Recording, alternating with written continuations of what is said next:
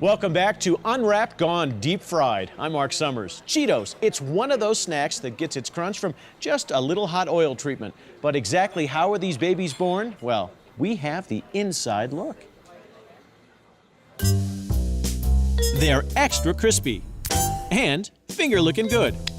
But we're not talking chicken, we're talking Cheetos. This snappy snack was introduced nationally in 1948 and soon became the king of the crunch. Now we make about 4 million bags of Cheetos a day. That comes out to over 1 billion bags of Cheetos a year. Even though so many of us eat them, how many of us really know what a Cheeto is? It's actually a corn puff. The crunchy variety is fried while the puffs are baked.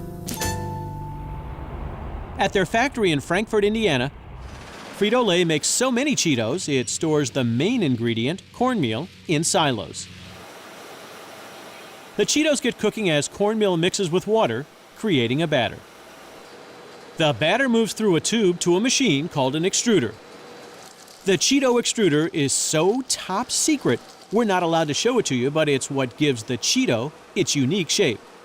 As the cornmeal is passing through our extruders, it builds heat as well as pressure, and that's what makes it pop into the collet shape. A collet is the technical term for an uncooked Cheeto. At this point, the collet is a pale yellow color like the corn it's made from and has the consistency of a rice cake. The collets ride a conveyor to the fryer where they are cooked to more than 300 degrees. When we first make the Cheeto coming out of our extruders, it does not have that crunchy texture that people have come to love. It doesn't take on that crunchy texture until after it passes through our frying operation. But wait, what about the cheese? Well, to make Cheetos, we use about 12 million pounds of aged cheddar cheese a year. And that cheese is mixed with oil and some other seasonings and then applied to the Cheetos. The cheese is what gives Cheetos their distinctive bright orange color. It's also a shade that tends to stick to fingers, something Cheeto lovers really don't seem to mind. People actually like to lick that cheese powder off their fingers.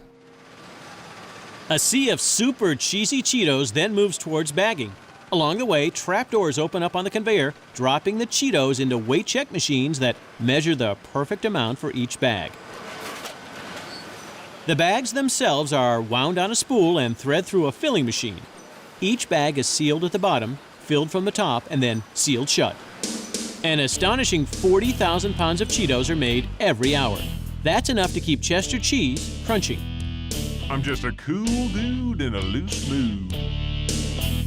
And here's a fun fact for you. Chester is actually related to another cool cat. What people might not know is that Chester was brought to life by the same artist who came up with the Pink Panther. It's not easy being cheesy.